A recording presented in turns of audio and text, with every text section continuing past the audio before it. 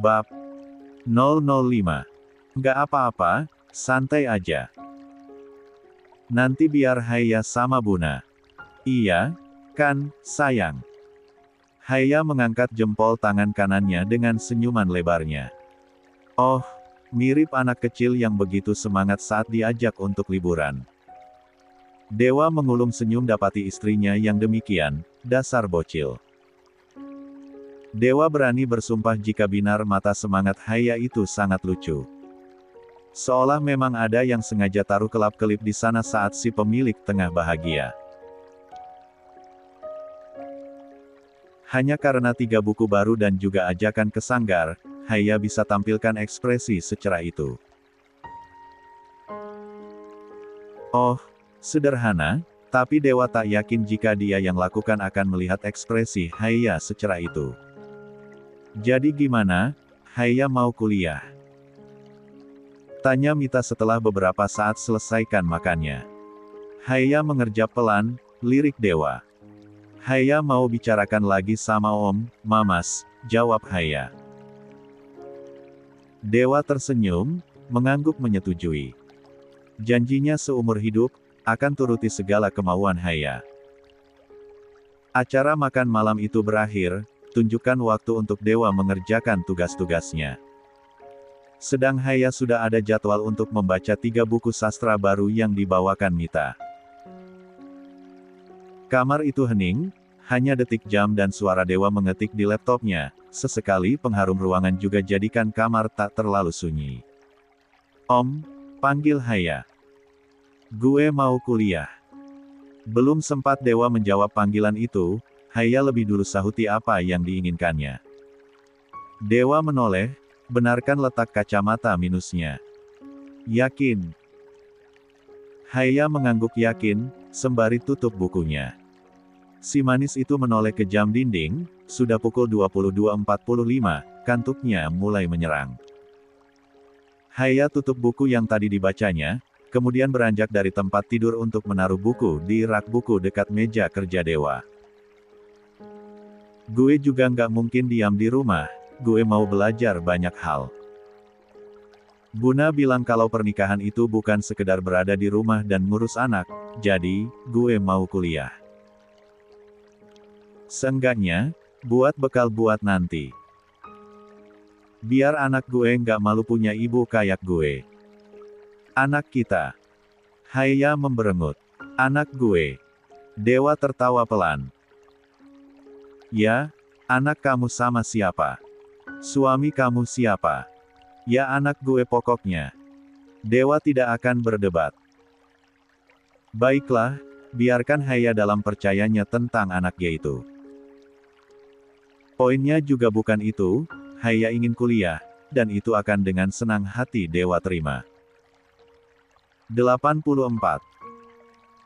Dewa beranjak dari tempat duduknya, bantu Haya untuk letakkan buku sastra barunya di rak khusus buku. Serupa. Saya akan bantu siapkan semuanya, kata Dewa. Kamunya mau masuk jurusan apa memang? Kayaknya bukan sastra Indonesia. Kenapa? Gue males ketemu lo lagi di kampus. Dewa mengedikkan bahu. Sebuah alasan yang tidak bisa diterima. Toh Dewa tahu istrinya itu suka buku-buku sastra, sepertinya tak lucu jika Haya tiba-tiba memilih jurusan matematika. Tapi karena ada abang di sana, gue mau pikir-pikir lagi buat masuk sastra Indonesia. Dewa menoleh. Tuh kan. Entahlah, Dewa tidak tahu, apa anak zaman sekarang memang hobi sekali mengulur-ulur waktu dan pembicaraan yang berbalik. Yang jelas, itu cukup menghibur. Tangan kanan Dewa terulur, usap lembut kepala Haya. Buat si manis itu menghela napas lelas. Lo kenapa sih selalu usap-usap kepala gue? Gue bukan bocil. Kesal Haya menepis tangan Dewa. Masa? Gue udah gede. Gue udah nikah. Bangga banget udah nikah. Sama siapa memang nikahnya? Haya memberengut, dorong suaminya untuk menjauh. Dewa hanya tertawa, biarkan Haya kini kembali ke tempat tidurnya. Mendumel perkara bocil. Dewa tak ambil pusing, beberapa hari bersama dan membuatnya menjadi terbiasa. Sifat Haya yang memang sejatinya anak bungsu, Dewa menyukainya. Dasar omong ngeselin, dumel Haya kini menarik selimut. Kalau seperti ini, Haya benar-benar rasakan jauhnya jarak antara mereka. Dewa yang masih kembali untuk ke meja kerjanya, sedangkan Haya memilih untuk istirahat setelah lepas kaki palsunya. Oh, dunia orang yang sudah menikah itu memang begini ya. Haya lirik Dewa dari tempatnya, suaminya itu terlihat kembali fokus pada laptopnya. Kalau dilihat dari jauh begini, Haya tidak temukan kenapa dirinya harus membenci Dewa. Budak-budak instansi, yang berkedok mencerdaskan kehidupan bangsa, nyatanya perlu mendapat simpati.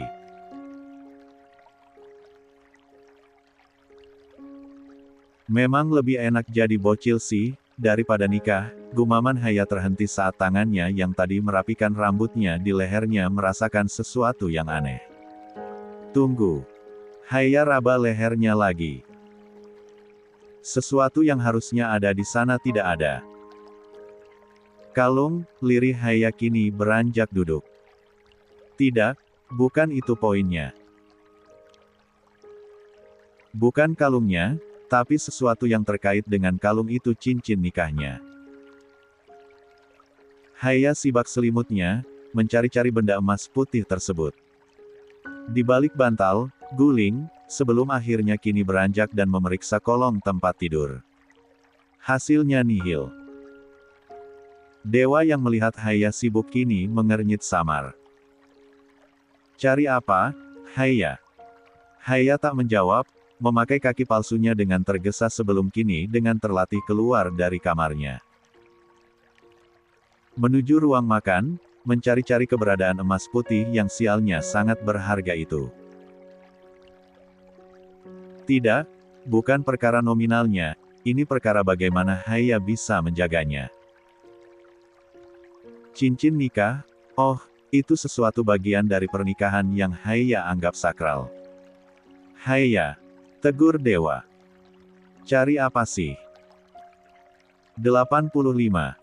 Haya masih tak menjawab, dengan terburu kembali ke kamar dan mengambil ponselnya. Dengan cepat dirinya menghubungi Reva. Jantungnya berdegup kencang menunggu jawaban dari sahabatnya. Dewa masih belum temukan jawaban, dan kini dapati Haya yang terlihat panik. Haya. Haya tak membiarkan Dewa bicara, si manis itu kembali melangkah untuk keluar kamar tapi Dewa lebih dulu mencekal tangannya. Paniknya terasa, dan Dewa tidak suka dengan apa yang Haya lakukan sekarang, hanya diam dengan bertingkah seolah Dewa tidak ada di sana. What's wrong? Haya menghempaskan tangannya, tapi Dewa lebih erat cekal tangannya. Bukan urusan lo. I'm your husband. Justru itu masalahnya. Haya ingin menangis sekarang. Justru karena Dewa adalah suaminya, maka Haya sedikit panik sekarang. Bagaimana kalau Dewa marah karena cincin nikah mereka hilang? Tidak, semoga tidak hilang. Halo, Ai, kenapa? Panggilan suara itu tersambung, buat Haya kini hempaskan tangannya dan keluar dari kamarnya. Reva, tolong. Lo ada di asrama, kan? Di lapangan masih ada orang nggak? Tanya Haya pelan. Masih ada sih, jam segini biasanya ada anak cowok main buat refreshing. Kenapa? Cincin nikah gue hilang, kayaknya jatuh di sana. What? Kok bisa? Bisa tolong cariin. Cincinnya ada di kalung, warnanya putih. Ucapan Haya terhenti saat ponselnya diambil oleh Dewa. Jantung Haya serasa jatuh ke perut sekarang. Ini sudah malam, ini bukan saatnya panik, tapi melihat Dewa yang merebut ponselnya itu membuat Haya serasa takut. Ceroboh, rasanya seperti Sai Haya membuat kesalahan di poin-poin kritis dalam permainan final. Tidak perlu, Reva. Maaf ya sudah mengganggu istirahatmu, saya tutup teleponnya. Tetapi bagaimana dengan cincinnya, Mas? Yakin itu hilang? Saya akan bantu Haya cari. Maaf sekali lagi, Reva. Saya tutup teleponnya ya.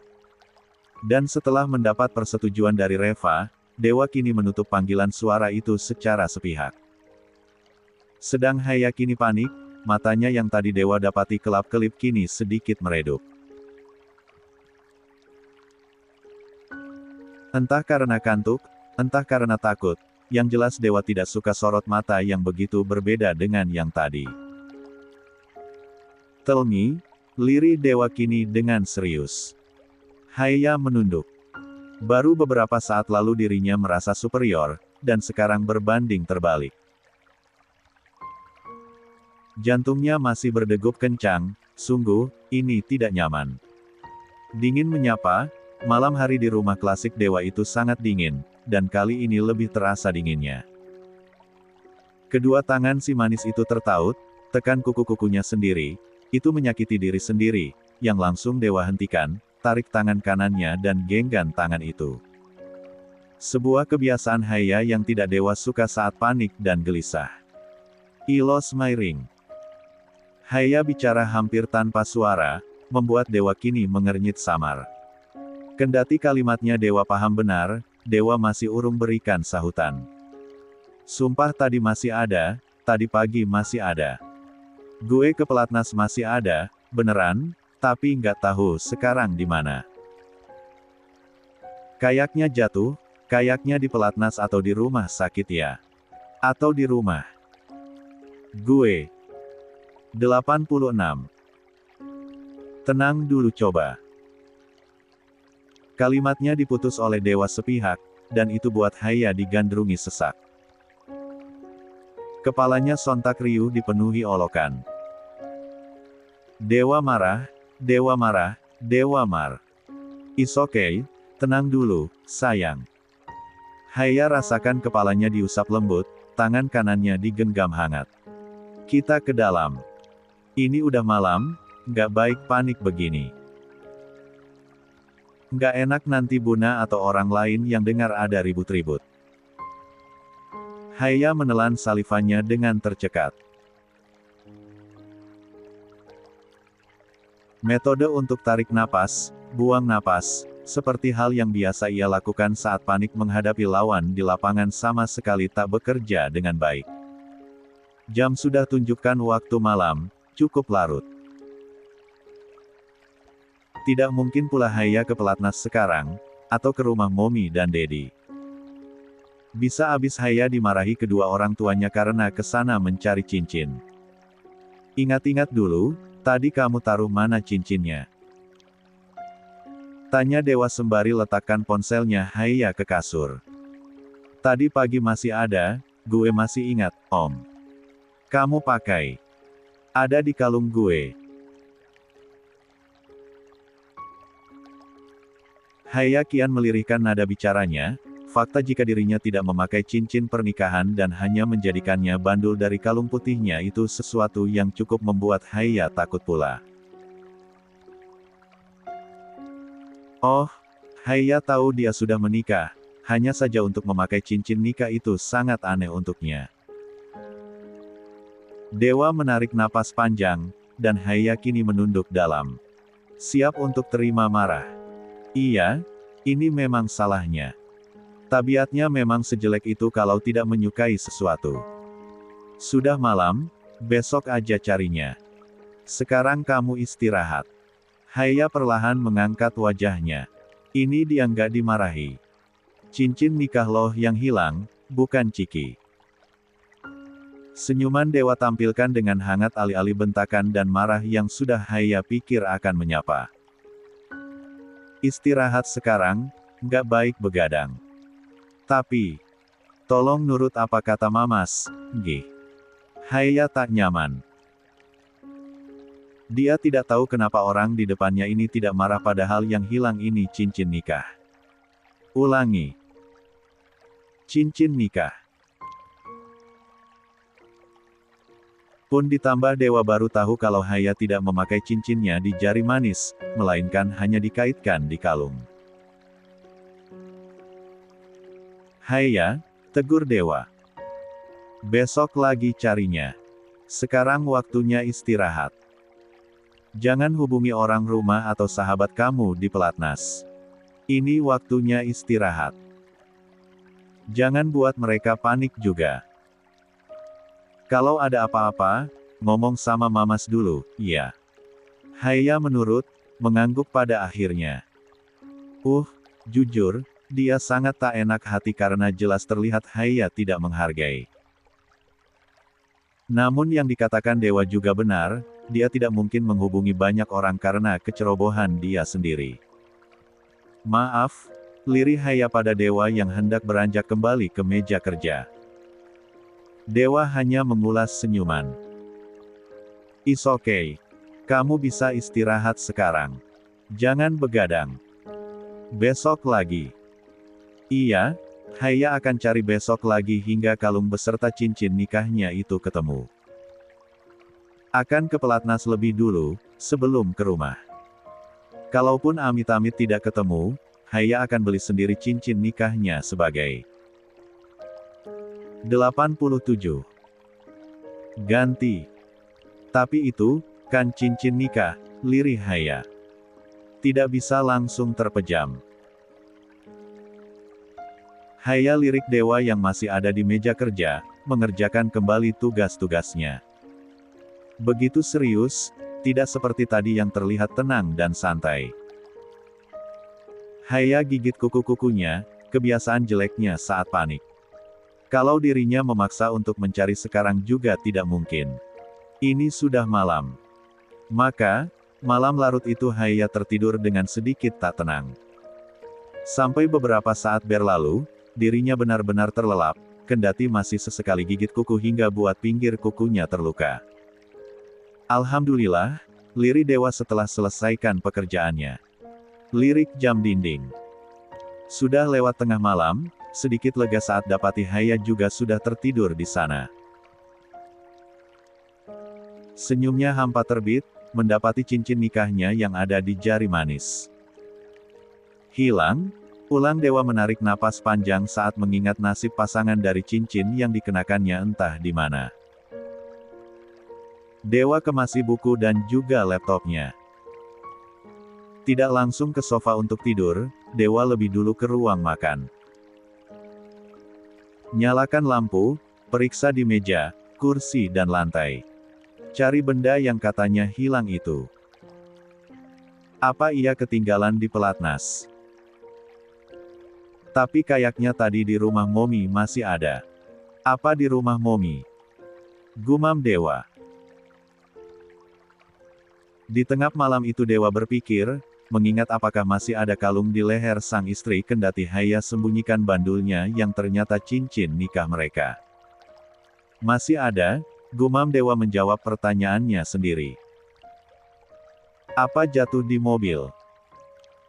Tak lagi membuang waktu, Dewa kini melangkah keluar rumah, menuju garasi. Ditegur pula oleh satpam penjaga, apa akan keluar di tengah malam begini, dan Dewa hanya bilang untuk mengambil sesuatu di mobilnya. Kalung, cincin. Lirih Dewa. Dengan bantuan penerangan ponsel dirinya sibuk menjelajah isi mobil. Berharap ada benda yang dipikirkannya.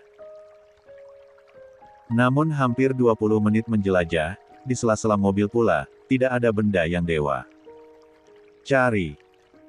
Nggak mungkin kayaknya kalau di rumah Momi, Haya masih pakai kalung tadi waktu pulang, kata Dewa dengan yakin, meski dirinya menyerah untuk mencari lebih lama di mobil. Dewa kembali memasuki rumah, putuskan untuk mencari besok lagi seperti yang dia katakan pada Haya tadi. Letakkan ponselnya di sofa, sebelum kini ke kamar mandi untuk cuci tangan dan kaki. Tepat saat Dewa mematikan air setelah selesai mencuci tangan, netranya menangkap sesuatu yang berkilau di rak kecil tempat sabun pencuci wajah milik Haya. Haya, satu iri dewa menggeleng pelan. Ambil benda yang berkilau itu, benar, itu seuntai emas putih, lengkap dengan lingkaran yang tersangkut di sana. Benda yang Haya pikir hilang di pelatnas. Lega luar biasa dewa dapati benda itu.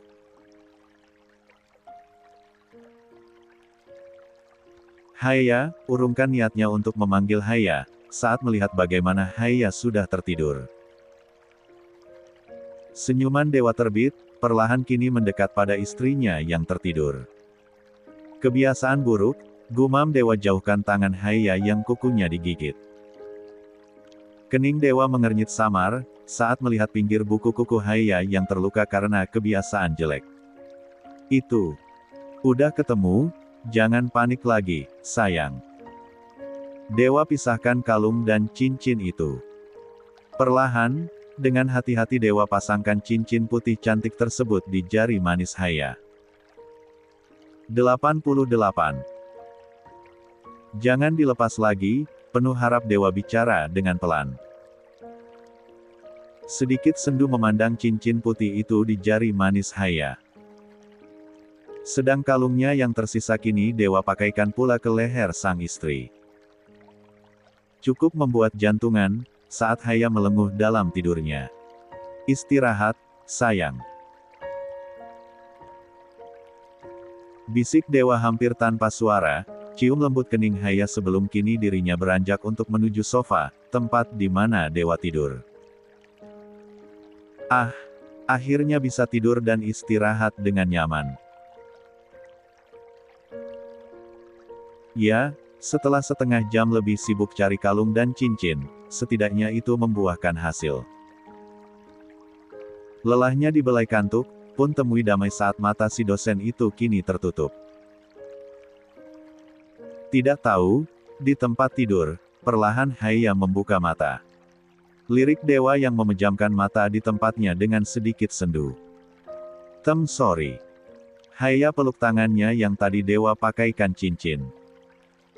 Tang Yu, mamas. 89.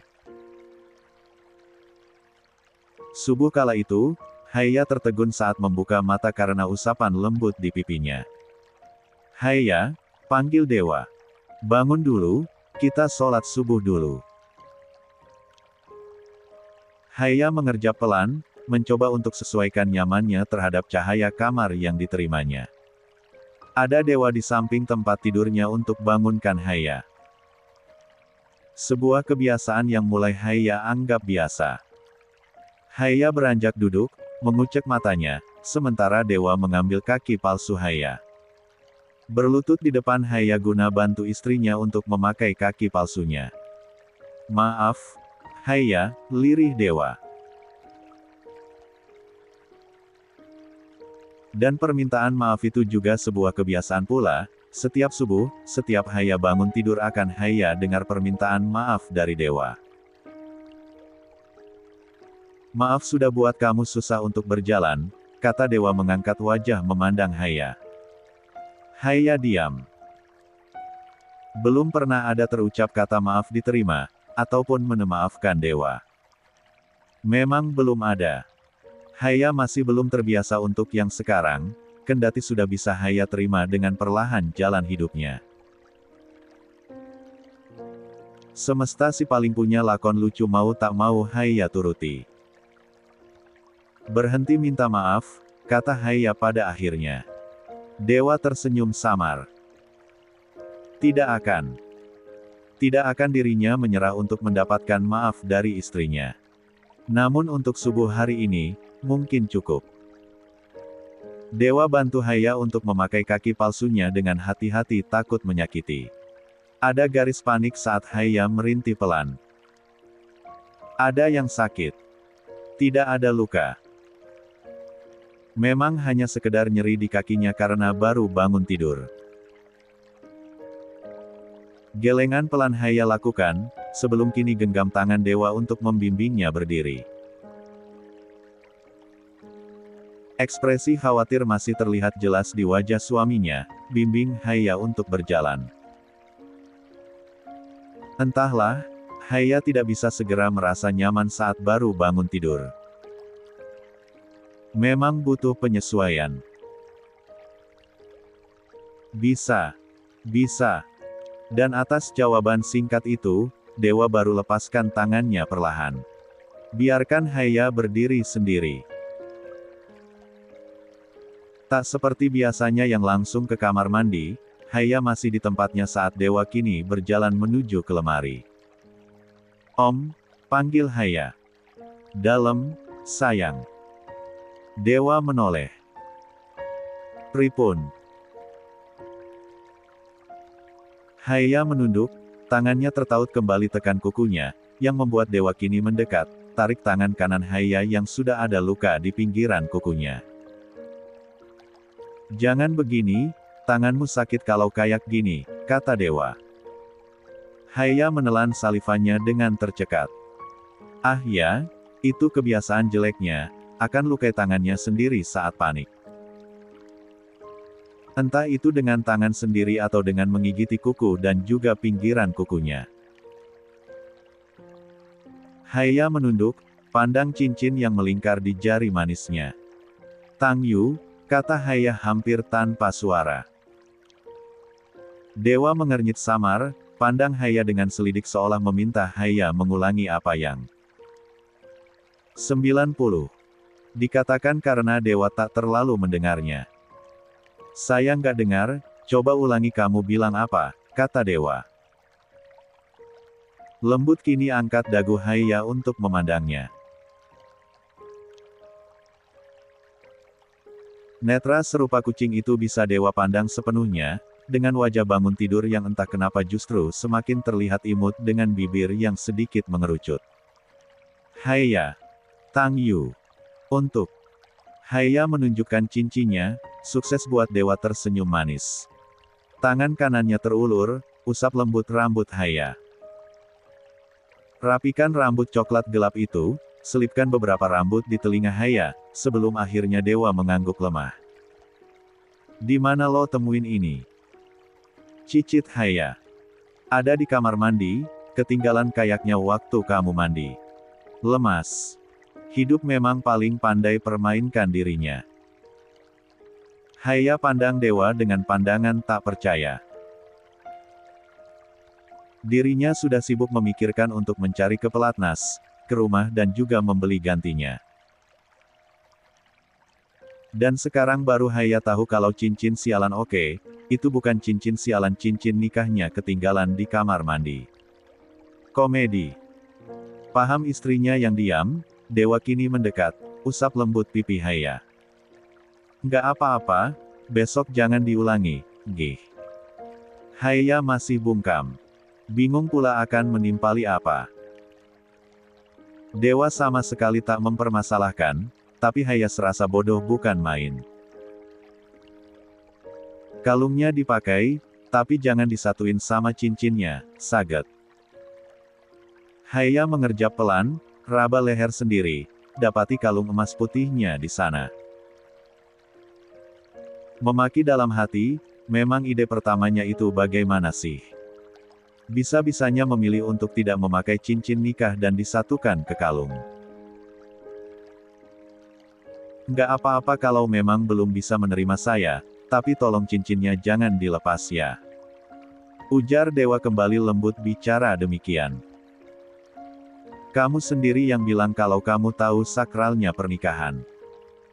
Haya kembali menunduk, gigit bibir bawahnya sendiri saat mendengar Dewa bicara demikian.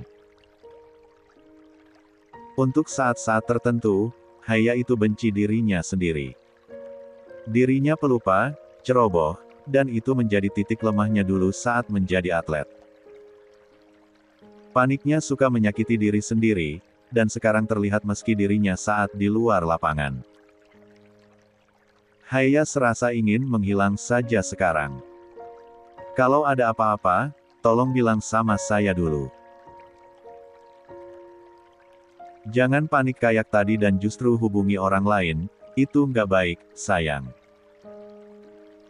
Gue cuma, Haya menggantungkan kalimatnya. Takut. Takut apa? We went through a lot yesterday, gue nggak mau nambah-nambahin.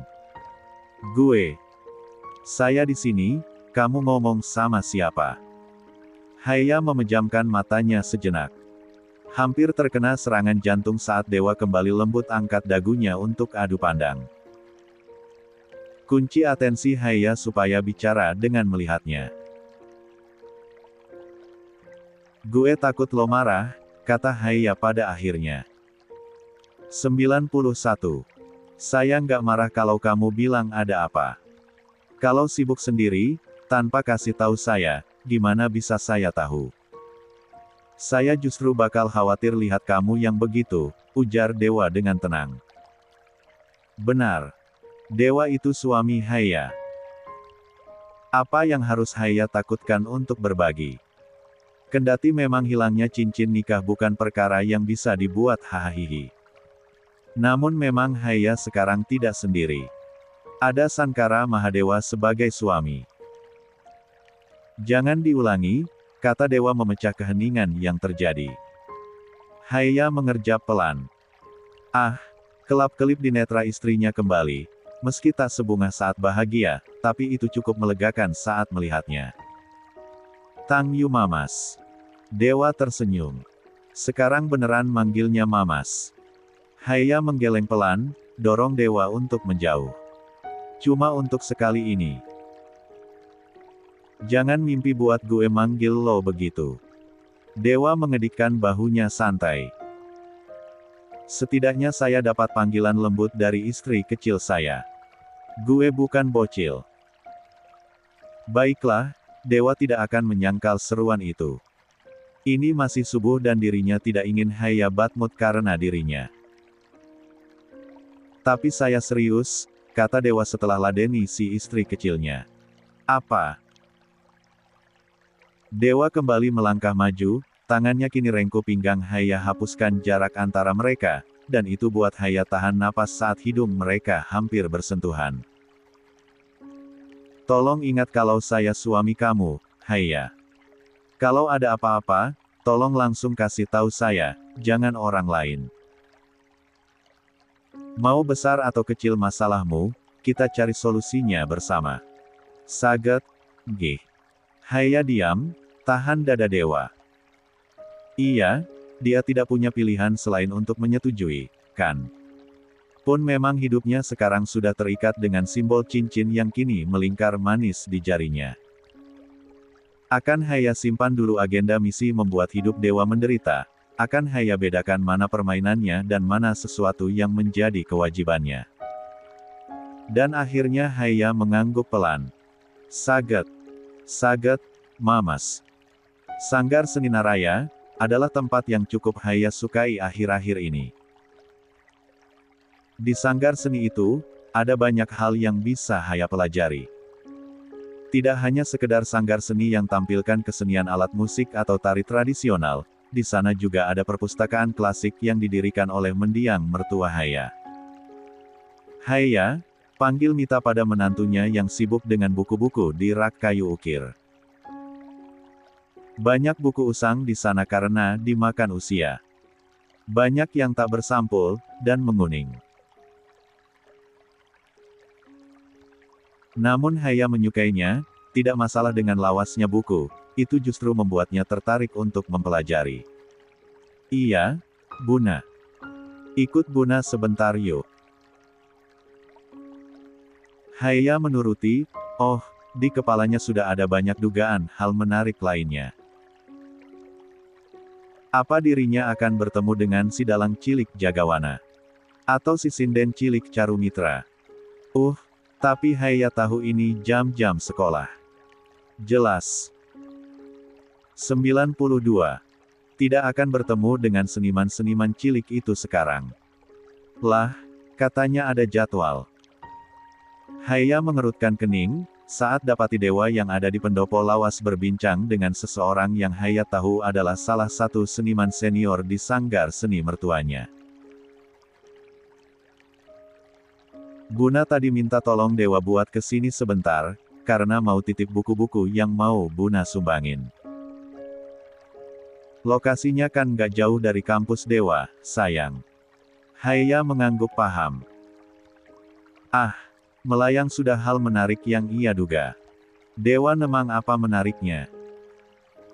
Sudah bosan pula karena dari kemarin sudah bertemu itu yang dipikirkan Haya sekarang. Haya bantu Buna pilih buku-buku di pendopo lawas ya, Nduk. Buna mau ambil yang lain dulu, ujar Mita. Hari ini ada tamu, katanya mau nanggap wayang buat pernikahan juga, jadi Buna mau panggil Mas Reksa juga. Baik, Buna. Disetujui dengan cepat. Jika itu berkaitan dengan buku, Haya tidak masalah. Haya kini berjalan menuju pendopo lawas, tempat di mana ada suaminya di sana tengah berbincang dengan seniman senior di Sanggar Seni Mita. Nggih sampun, Mas Dewa, niki ajeng nerusaken lampah. Dewa mengangguk sopan. Nggih, Pak. Orang tadi juga turut haturkan anggukan sopan. Haya yang baru datang di sana juga tak luput dari acara pamitan seniman senior tersebut. Haya diam, pandang orang yang tadi berpamitan untuk keluar dari area Sanggar Seni. Om bukannya ada jadwal. Emang boleh bolos? Tanya Haya tanpa menoleh pada Dewa yang sudah duduk di pendopo, tarik kardus-kardus berisi buku. Bolos. Memang saya anak sekolahan. Kan tetap aja, harus berdisiplin. Dewa tersenyum, bantu Haya untuk duduk di pendopo yang memang sedikit tinggi tersebut. Ada waktu luang kok, ini mendekati jam istirahat makan siang, jadi langsung ke sini tadi. Sekalian ambil titipan Buna. Haya hanya beroria. Ya, tidak masalah sih. Dewa juga memiliki kebebasan, dunia perkuliahan bukan dunia yang begitu terikat dengan jam seperti sekolah. Kendati tetap ada nilai-nilai yang tidak boleh dilanggar pula mentang-mentang sebagai pengajar. Assalamualaikum. Waalaikumsalam. Sayup suara seseorang memberikan salam, tersambut oleh dua orang sanggar seni yang kebetulan ada di depan pintu membawa gamelan. Malam ini ada latihan pertunjukan wayang, ngomong-ngomong. Ibu Sasmitanya ada, Pak. Ada di dalam, Mas, silakan masuk aja, kata orang sanggar seni. Dewa menoleh, mengerjap pelan. Oh, orang yang nanggap wayang udah datang. Haya mengangkat wajah, ambil buku yang lepas sampulnya untuk disatukan dengan buku-buku yang sobek. Nanggap wayang itu gimana sih maksudnya? Tanya Haya. Ya nanggap wayang. Kalau ada orang mau adakan wayang di acaranya, bisa hubungi Buna. Ah, gitu. Kayak undang artis gitu ya. 93. Dewa mengerutkan hidung. Bisa dibilang begitu. Meski Dewa tak yakin pula untuk iakan perumpamaan Haya, karena ini jatuhnya bukan mengundang artis. Namun, ya, Dewa tidak akan menghakimi. Biarkan Haya paham dengan bahasa bayi. Assalamualaikum. Permisi, Mas, Mbak. Dewa menoleh. Dewa tersenyum hangat, langsung turun dari pendopo untuk mendekat ke arah orang yang mengucap salam. Waalaikumsalam. Saya, ucapan orang yang baru datang itu berhenti, saat dapati Haya duduk di pendopo. Haya tertegun, ucapan jawaban salamnya tertahan di tenggorokan saat melihat siapa yang datang. Seorang pemuda dengan rambut tebal, berjaket putih membawa paper bak sedang. Yusya. Yusya, lirih Haya. Yusya tertegun, sedang Dewa di sana senyumnya luntur, dapati Haya yang memandang orang yang baru datang itu dengan tatapan yang sulit Dewa artikan. Beberapa detik, sebelum akhirnya Yusya putuskan kontak mata mereka. Suasana mendadak canggung. Dewa sendiri masih diam, belum bersuara. Saya. Yusya. Kata dewa memastikan. Yang namanya disebut mengangguk ragu. Oh, Yusya tidak sebodoh itu untuk tidak menyadari berhadapan dengan siapa. Adanya Haya di sana, jelas buat Yusya tahu di hadapannya ini siapa. Partner Haya, benar? Tanya dewa. Iya, saya partner Haya dulu, jawab Yusya dengan pelan. Dewa ulurkan tangan kanannya, mengajak Yusya bersalaman yang dengan ragu akhirnya Yusya terima juga. Saya dewa, kata dewa. Partner hidup Haya yang baru, suami Haya. Yusya tak menjawab, hanya tersenyum canggung dengan anggukan lemah. Oh, kemarin hanya mendengar suaranya, kini berhadapan langsung dengan orangnya. Haya sendiri masih diam di tempatnya, ada yang runtuh di dalam dada, tapi Haya bisa apa? Salam kenal, Mas Dewa. Selamat atas pernikahan kalian, maaf saya tidak bisa datang kemarin, kata Yusya sembari lepas salaman dingin tersebut. Dewa mengulum senyuman. Tidak masalah. Mungkin ada kesibukan untuk mempersiapkan pernikahanmu juga, kan? Yusya melirik Haya, senyumnya kembali terbit dengan paksa. Iya. Haya kini hendak turun, yang langsung membuat dewa sigap bantu istrinya itu turun dari pendopo lawas. Genggam erat tangan Haya, jadikan tangannya sebagai tumpuan si manis itu untuk bisa berdiri tegak. Jadi kamu yang mau nanggap wayang Sanggar Naraya? Tanya dewa. Untuk acara pernikahanmu. Sengaja sekali memperjelas, seolah memang Haya mendengar dengan jelas. Sengaja juga untuk buat Haya rasakan sesak perlahan-lahan, berikan tanda. Tidak ada celah untuknya bisa bersama Yusya. Iya, untuk acara pernikahan saya, jawab Yusya yang kian pula turut goreskan luka. Kami akan datang ke pernikahanmu. 94. Dewa rengkuh pinggang Haya, usap lembut berikan afeksi. Berikan ketenangan, tawarkan sentosa yang bisa Haya terima kendati ada kecewa di dalam sana. Dan Yusya tersenyum samar, mengangguk segan, kendati ada ngilu dalam hati lihat pasangan di depannya. Ya, memangnya Yusya bisa apa? Saya akan tunggu kedatangan kalian ke pernikahan saya. 95. Hari pernikahan Yusya. Oh, Haya tidak pernah membayangkan hari ini datang kendati menerka adalah teman sejak kecil. Partner sejak Junior Championship. Lulus SD dan sama-sama memilih PB Jaya Raya sebagai klub badminton mereka, kemudian jalani kejurnas dan sirnas bersama-sama, dengan pasangan yang sama. Sempat pisah pasangan saat debut pelatnas, tapi kembali disatukan saat Junior Championship, benar-benar sudah sangat lama. Haya, panggil dewa pada sang istri. Mereka putuskan untuk kunjungi resepsi itu malam hari. Haya tengah berdiri di depan cermin riasnya. Tidak ada dandanan ekstra, hanya sekedar baju batik dengan selendang dan juga rok panjang. Sederhana, dengan rambutnya yang tergerai cantik dengan hiasan jepit rambut mutiara. Kalau nggak jadi datang, nggak apa-apa, kata dewa sembari memakai jam tangannya. Kenapa nggak jadi datang? Tanya Haya berbalik badan.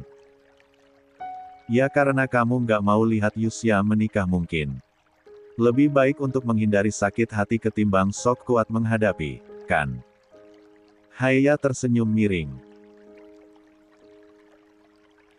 Gue bukan cewek yang cuma bisa nangis karena ditinggal nikah orang yang nggak mampu tepati janji. Are you sure bisa lihat Yusya bersanding sama perempuan lain? Kenapa enggak bisa? Gue nggak buta. Sahutan itu buat dewa berhenti untuk bicara lagi. Oh, Lembayung Himalaya memang sangat pandai untuk bersikap pantang lemah. Pun sahutan pedasnya sama sekali tidak bisa dewa jawab, sekalipun itu membuat merinding.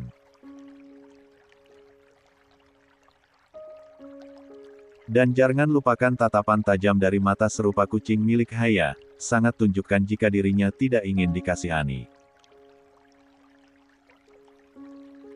Hidup gue masih panjang, jangan paksa gue buat validasi rasa yang gak berguna buat kelangsungan hidup gue, Om. Nggak ada yang larang kamu sakit hati. Tapi gue yang larang diri gue sendiri buat sakit hati. Pantang gue sakit hati, hanya karena orang yang nggak kasih hatinya ke gue. Dewa kembali bungkam, pandang lekat netra serupa kucing yang binaran matanya terlihat berbeda. Kelap-kelip tempo hari terlihat tidak ada, seolah redup padam, tapi bukan karena sedih. Entahlah, dewa tidak tahu ekspresi macam apa itu. Yang jelas itu menakutkan. Emang cuma Yusya aja yang punya gandengan. Gue juga punya, kata Haya. Gue bahkan lebih dulu nikah, kan? Ngapain gue sakit hati? Nggak guna. Isi, cicit dewa. Dalam hati dirinya sedikit kagum pula dapati istrinya yang demikian tak tunjukkan lemahnya. Tapi, kata Haya kini maju mendekat pada dewa yang membuat suaminya itu justru mundur selangkah. Jangan berpikir kalau gue pantang kelihatan lemah, lo bisa bebas nyakitin gue, Om. Ah, dewa serasa diancam sekarang. Apa ini bentuk sakit hati Haya? Dewa tidak yakin, tapi ini cukup aneh. Dewa hanya bisa tersenyum samar sekarang. Saya nggak ada niatan nyakitin kamu, Haya, kata dewa. I keep your words, desis Haya. 96. Biasanya dewa yang begini.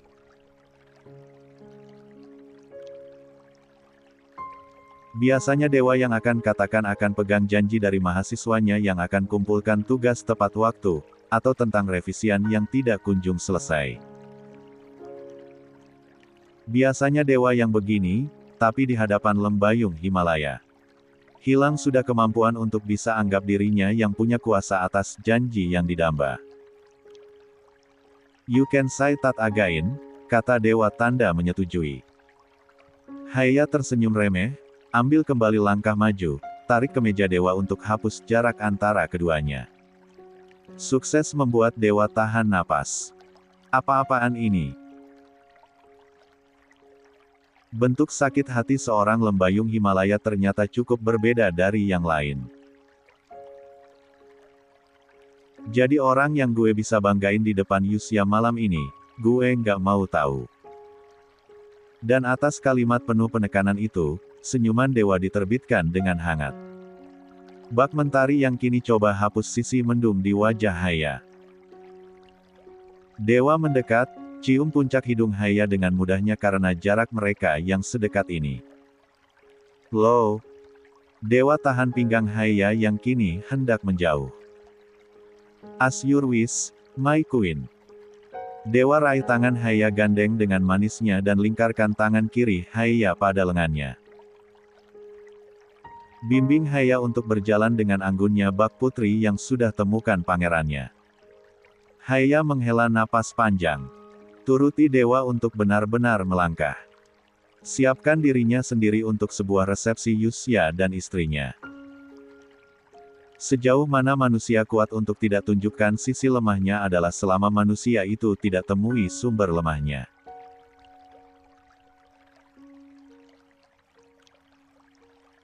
Haya itu bisa atasi semua lemahnya saat menghadapi lawan yang kuat di lapangan, tapi untuk hadapi lemahnya di kehidupan nyata dalam masalah percintaan, Haya belum terbiasa. Memang belum terbiasa. Wajar-wajar saja sebenarnya untuk rasakan sesak dan kecewa. Namun sudah kepalang sok kuat tadi di depan dewa, membuat Haya mau tak mau hanya diam pula. Setengah jam berkendara menuju tempat resepsi pernikahan Yusya, mereka kini sampai di lokasi tujuan. Di depan halaman luas sebuah lembaga kaligrafi. Sangat cantik. Dari awal masuk sudah disuguhkan dengan kelap-kelip lampu dan juga hiasan kaligrafi 3 dimensi yang berhasil untuk siapa yang melihat jelas memuji. Sisi lain halaman luas itu terhubung dengan sebuah lahan, yang terdapat panggung wayang untuk pertunjukan. Oh, sangat mewah. Suka. Tanya Dewa saat Haya tak berkedip melihat kaligrafi 3 dimensi di dekat pintu masuk. Kemarin kenapa kita nggak ada kayak gini? Ujar Haya. Kalau mau, abis ini kita hubungi WO untuk buat resepsi lagi, gimana? Haya berdeci. Mau mengejek jokes bapak-bapak, tapi yang ini lumayan buat Haya tersenyum, jadi Haya putuskan untuk tidak lagi membahas masalah kaligrafi. Ah ya, tidak masalah untuk resepsi. Jika diingat juga Haya sudah wujudkan bagaimana wedding dream-nya. Memasuki area tamu, sudah cukup banyak pula yang hadir. Ah, ada beberapa teman atlet Haya yang lain, Cindy dan Kahvi di sana juga, lambaikan tangannya pada Haya.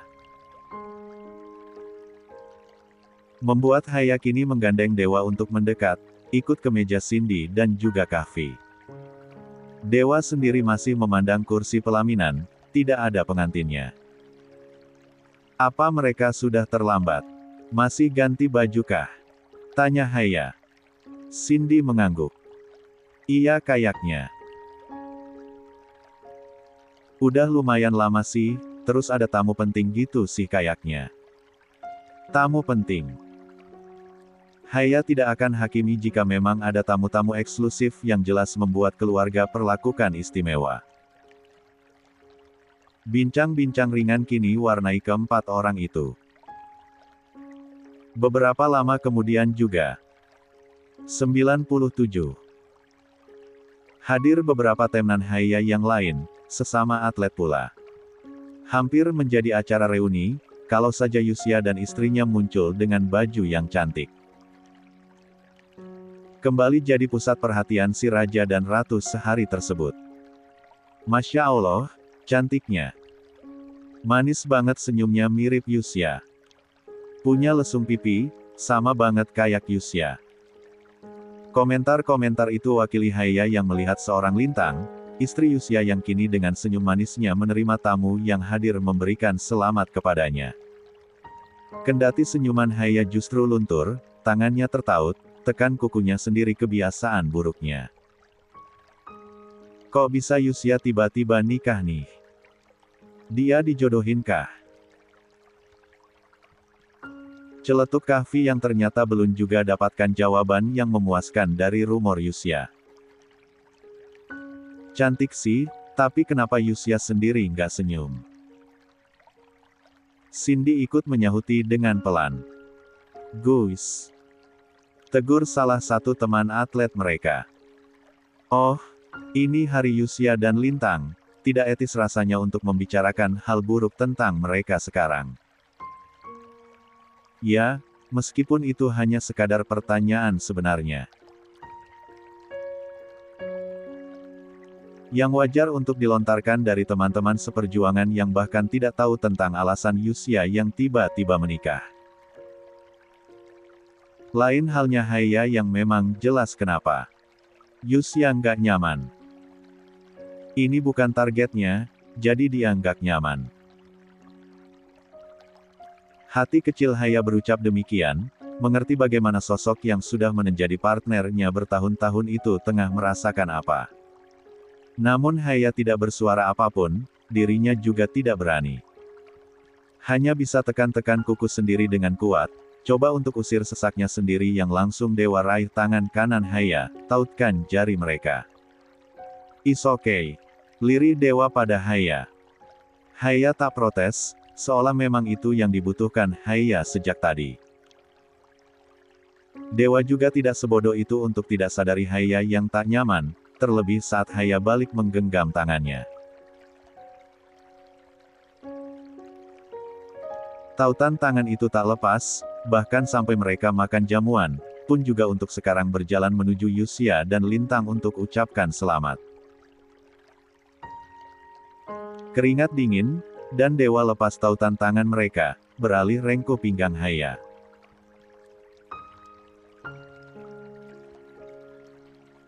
Usap lembut pinggang Haya, tawarkan sentosa sebelum kini bimbing istrinya untuk mendekat ke arah Yusia setelah Cindy dan atlet lain mengucapkan selamat sebagai sahabat. Selamat atas pernikahan kalian, kata dewa mengawali. Salam Yusia, tersenyum pada Lintang dengan sopannya. Semoga langgeng, sehidup sesurga. Amin, terima kasih, Mas Dewa, kata Yusia tersenyum samar. Dan senyumnya luntur saat giliran Haya berikan selamat. Tangannya terulur, sedikit gemetar salami Yusia. Selamat. Yusia menyambutnya, tersenyum samar dan mengangguk lemah. Target selanjutnya? Tanya Haya. Hidup bahagia dengan pasangan kita masing-masing. Haya mengangguk. DL 98. Lembayung Himalaya itu tak ada takutnya. Baiklah, mungkin kalimat itu bisa digarisbawahi dengan lanjutan. Jika ada di dunia badminton. Kalau di luar dunia itu, Haya bagaikan anak kucing yang berlaga menantang anak singa. Haya akan buat catatan mental untuk tidak memaksakan diri di luar kemampuannya sendiri, dalam artian tidak akan sok kuat saat mengalami hal menyesakkan. Ini menyedihkan. Haya bisa tahan tangisnya saat di resepsi pernikahan Yusia dan Lintang, tapi pecah juga saat memasuki mobil dewa untuk pulang. Manipulasi pantang terlihat lemah jelas bukan pilihan berbudi, hingga diam-diam dirinya terisak sementara suaminya hanya diam fokus dalam acara mengemudi. It's okay, Haya.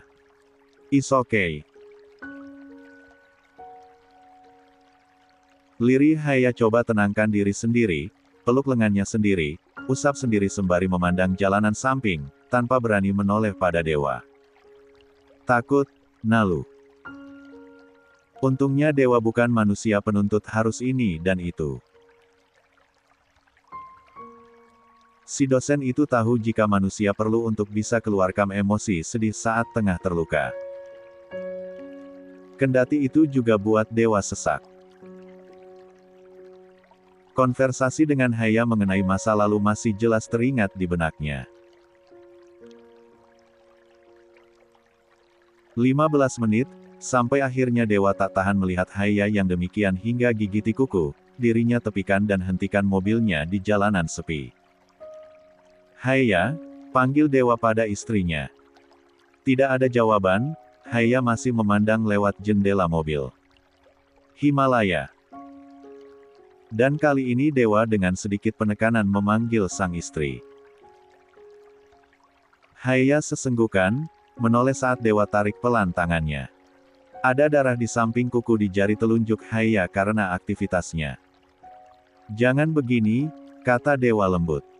Haya menunduk. 1-1, I'm sorry, Om. Dewa lepas sabuk pengamannya, mendekat dan rengkuh tubuh mungil itu dalam pelukannya. Tidak banyak bicara, biarkan Haya kini menangis dalam pelukannya.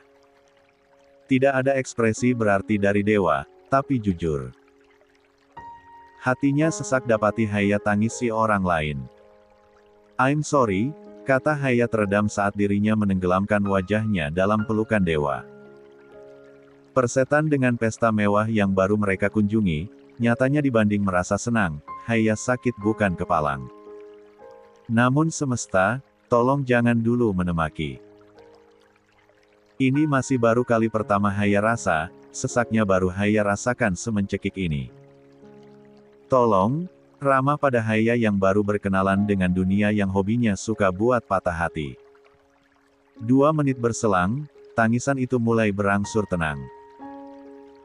Aroma kayu-kayuan dari wewangian yang ada di kemeja suaminya membuat Haya cukup tenang. Kendati kemeja itu kini sedikit basah karena air matanya. Sampun. Tanya dewa lembut. Haya masih belum menjawab, melepas pelukan dewa perlahan, menunduk mengangguk. I'm sorry. I'm really sorry. Dewa tarik pelan tangan Haya yang hendak kembali buat istrinya itu mainkan kukunya, tekan hingga 99. Membuat luka. Jangan lukai diri sendiri kayak gini, Haya, kata dewa. Haya mengerjap pelan, pandang jarinya yang terluka. Namun karena kebiasaan, itu bahkan tak terasa. Nggak sakit, kata Haya pelan. Saya yang sakit lihatnya. Jawaban yang membuat Haya menelan salivannya dengan tercekat. Dewa tautkan jari-jari mereka, kemudian pandang Haya dengan lekat. Seolah matanya tengah meniti dengan teliti, adakah yang Haya rasa sakit lagi? Haya ingin menangis lagi, atau mungkin sudah. Entahlah. Yang dirinya tahu cuma kepalanya yang berdenyut nyeri. Terlalu banyak asumsi. Komedi. Sudah saya bilang tadi, kalau memang nggak mau datang nggak apa-apa, kata dewa. Jangan salahin gue. Boten, sayang. Sahutan kembali dewa ucapkan dengan lembutnya. Nggak nyalahin. Lantas dagu Haya diangkat lembut oleh dewa, bawa si manis itu untuk kunci atensinya.